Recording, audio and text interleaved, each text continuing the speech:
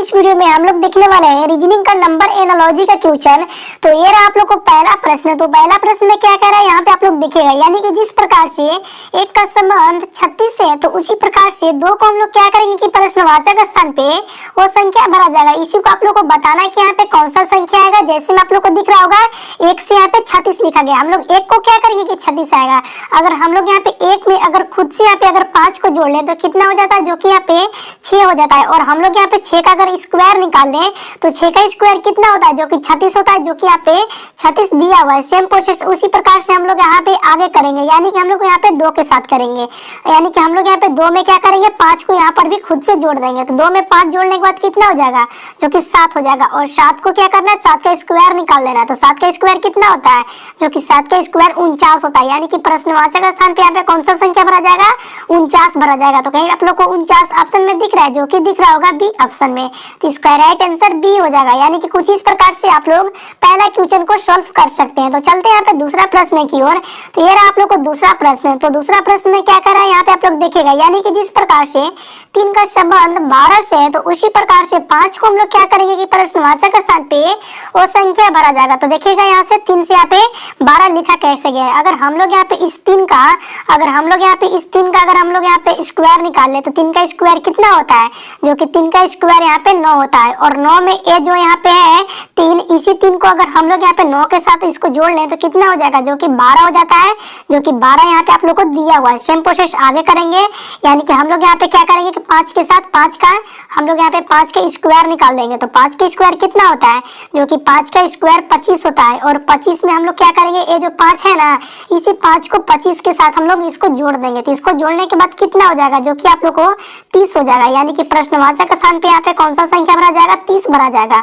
तो कहीं आप लोग को 30 ऑप्शन में दिख रहा है, जो कि दिख रहा होगा सी ऑप्शन में। तो इसका राइट आंसर सी हो जाएगा। यानी कि कुछ इस प्रकार से दूसरे प्रश्न को आप लोग सॉल्व कर सकते हैं। तो चलते हैं यहाँ पे नेक्स्ट प्रश्न की ओर। तो ये रहा आप लोग को तीसरा प्रश्न। तो तीसरा प्रश्न में क्या कर रहा है यहाँ पे आप लोग देखिएगा, तीसरा प्रश्न में क्या कर रहा है। जिस प्रकार से 4 का संबंध 12 से है तो उसी प्रकार से 5 को हम लोग क्या करेंगे कि प्रश्नवाचक स्थान पे वो संख्या भरा जाएगा। इसको आप लोग को उसी प्रकार से बताना है। यानी कि हम लोग को यहाँ से 4 से 12 लाना है। तो हम लोग 4 से 12 कैसे लाएंगे, अगर हम लोग यहाँ पे इस 4 का स्क्वायर निकाल दे तो इस 4 का स्क्वायर कितना होता है, जो कि 4 का स्क्वायर यहाँ पे 16 हो जाता है। और 16 में से ये जो 4 है ना, इसी को यहाँ पे क्या करना है, माइनस कर देना है। इसमें यहाँ पे इसको माइनस कर देना है। तो माइनस करने के बाद कितना हो जाएगा, जो कि 12 हो जाता है, जो कि 12 दिया हुआ है। सेम प्रोसेस आगे हम लोग करेंगे, यानी कि उसी प्रकार से आगे करेंगे। यानी कि 5 को हम लोग क्या करेंगे, 5 का स्क्वायर निकालेंगे। तो 5 का स्क्वायर कितना होता है, 5 का स्क्वायर 25 होता है। और 25 में से जो 5 है ना, इसी को क्या करना है, माइनस कर देना है। तो इसको माइनस करने के बाद कितना हो जाएगा, जो कि आप लोग को यहाँ पे 20 हो जाएगा। तो कहीं आप लोग को 20 ऑप्शन में दिख रहा है, जो कि दिख रहा होगा डी ऑप्शन में। तो इसका राइट आंसर डी हो जाएगा। यानी कि प्रश्नवाचक स्थान पे यहाँ पे कौन सा संख्या भरा जाएगा, 20 भरा जाएगा। तो इसका राइट आंसर डी हो जाएगा। यानी कि कुछ इस प्रकार से आप लोग तीसरा प्रश्न को भी सोल्व कर सकते हैं। तो चलते हैं यहाँ पे नेक्स्ट प्रश्न की ओर। तो ये रहा आप लोग को चौथा प्रश्न। तो चौथा प्रश्न में क्या कर रहा है यहाँ पे आप लोग देखिएगा, जिस प्रकार से 30 का संबंध 25 से है तो उसी प्रकार से 36 को हम लोग क्या करेंगे कि प्रश्नवाचक स्थान पे वो संख्या भरा जाएगा। इसको उसी प्रकार से आप लोग को वैसा ही बनाना होता है। जैसे में यहाँ पे आप लोग को दिख रहा होगा 23 को अगर हम लोग यहाँ पे अगर दोनों संख्या को आपस में जोड़ लें, 23 का अगर हम लोग यहाँ पे इधर थोड़ा लिख लेते हैं, 23 का अगर हम लोग यहाँ पे दोनों संख्या को आपस में जोड़ लें तो कितना हो जाता है, जो कि 5 हो जाता है। और 5 का हम लोग यहाँ पे स्क्वायर निकाल ले तो कितना हो जाएगा, 5 की स्क्वायर, जो कि 25 हो जाता है। जो कि 25 यहाँ पे दिया हुआ है। सेम प्रोसेस आगे लगाएंगे, यानी कि 36 का दोनों संख्या को क्या करना है, आपस में जोड़ लेना है। 3 और यहाँ पे 6 को आपस में जोड़ लेना है। तो इसको जोड़ने के बाद कितना हो जाएगा, जो कि यहाँ पे 9 हो जाता है। और 9 को हम लोग क्या करना है, यहाँ पे 9 का स्क्वायर निकाल देना है। तो 9 का स्क्वायर कितना होता है, 9 का स्क्वायर 81 होता है। यानी कि प्रश्नवाचक स्थान पे यहाँ पे कौन सा संख्या भरा जाएगा, 81 भरा जाएगा। तो कहीं आप लोग को ऑप्शन में 81 दिख रहा है, जो कि दिख रहा होगा बी ऑप्शन में। तो इसका राइट आंसर बी हो जाएगा। यानी कि कुछ इस प्रकार से चौथा प्रश्न को भी आप लोग सोल्व कर सकते हैं। तो चलते हैं यहाँ पे नेक्स्ट प्रश्न की ओर। तो ये रहा आप लोग को पंचवा प्रश्न। तो पंचवा प्रश्न में क्या कर रहा है यहाँ पे देखिएगा, यानी कि जिस प्रकार से 12 का संबंध 7 से, तो उसी प्रकार से 16 को हम लोग क्या करेंगे कि प्रश्नवाचक स्थान पे वो संख्या भरा जाएगा, यानी कि पंचों को भी आप लोग को ऐसा ही करना है। तो थोड़ा इसको मिटा लेते हैं, यहाँ पे थोड़ा इसको मिटा लेते हैं।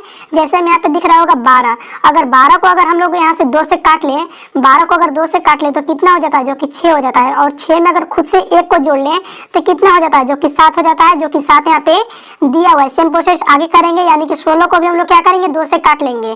तो 2 से काटने के बाद 16 को कितना हो जाएगा, जो कि 8 बार में 16 कट जाता है। और 8 में हम लोग क्या करेंगे, यहाँ पर भी 1 को खुद से जोड़ देंगे, 1 को यहाँ पर भी 8 में भी 1 को जोड़ देंगे, तो कितना हो जाएगा जोड़ने के बाद, जो कि 9 हो जाएगा।